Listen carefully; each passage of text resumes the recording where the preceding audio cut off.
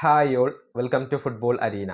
Brazilian super താരമായ Neymar ജൂനിയറെ കഴിഞ്ഞ ദിവസം ബ്രസീൽ രാജ്യത്തിൻ്റെ പ്രസിഡന്റായ ലുല പരിഹസിച്ചത് വലിയ രൂപത്തിൽ വിവാദമായിരുന്നു. അതായത് നെയ്മർ ജൂനിയർ ഒരു വർക്ക് ഫ്രം ഹോം പ്ലെയർ ആണ് എന്ന ഒരു പ്രസ്താവനയായിരുന്നു അദ്ദേഹം നടത്തിയിരുന്നത്. നെയ്മറെ കളിയാക്കുകയാണ് അദ്ദേഹം ചെയ്തിട്ടുള്ളത്. ഇതേ തുടർന്ന് വലിയ വിവാദങ്ങൾ ഉടലെടുക്കുകയും ചെയ്തിട്ടുണ്ട്.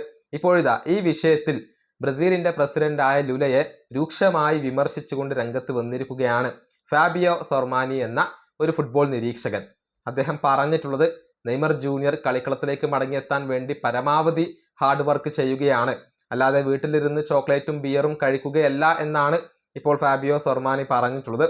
അദ്ദേഹത്തിന്റെ വാക്കുകൾ ഇങ്ങനെയാണ്: ബ്രസീലാണ് എപ്പോഴും നെയ്മറിന് എതിരായി നിൽക്കുന്നത്.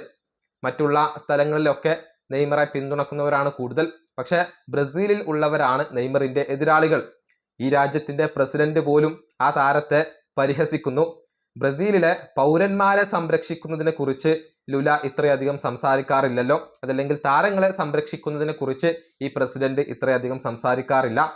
ആ മനുഷ്യനാകട്ടെ പരിക്കിൽ നിന്ന് മുക്തനായി വീണ്ടും കളിക്കളത്തിലേക്ക് തിരിച്ചെത്താൻ വേണ്ടി ഒരു ഭ്രാന്തനെ പോലെ കഠിനമായി ശ്രമിക്കുകയാണ്, ഹാർഡ് വർക്ക് ചെയ്യുകയാണ്.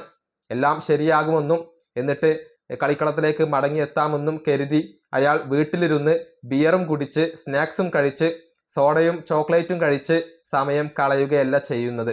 ഇതാണ് ഫാബിയോ പറഞ്ഞിട്ടുള്ളത്. അതായത് നെയ്മർ വെറുതെ വീട്ടിലിരിക്കുകയല്ല, ഹാർഡ് വർക്ക് ചെയ്യുകയാണ്, കളിക്കളത്തിലേക്ക് മടങ്ങിയെത്താൻ വേണ്ടി പരമാവധി ശ്രമിക്കുകയാണ്. അത്തരത്തിലുള്ള ഒരു താരത്തെ രാജ്യത്തിന്റെ പ്രസിഡന്റ് തന്നെ പരിഹസിക്കുന്നത് ശരിയല്ല എന്നൊക്കെയാണ് ഫാബിയോ സൊർമാനി ഇപ്പോൾ പറഞ്ഞിട്ടുള്ളത്. ഏതായാലും നെയ്മറെ കുറിച്ച് പ്രസിഡന്റ് പറഞ്ഞത് ഇപ്പോൾ വലിയ രൂപത്തിൽ ചർച്ചയാവുകയും ചെയ്തിട്ടുണ്ട്. ഈ വീഡിയോ അവസാനിപ്പിക്കുന്നു. അടുത്തൊരു വീണ്ടും കാണാം.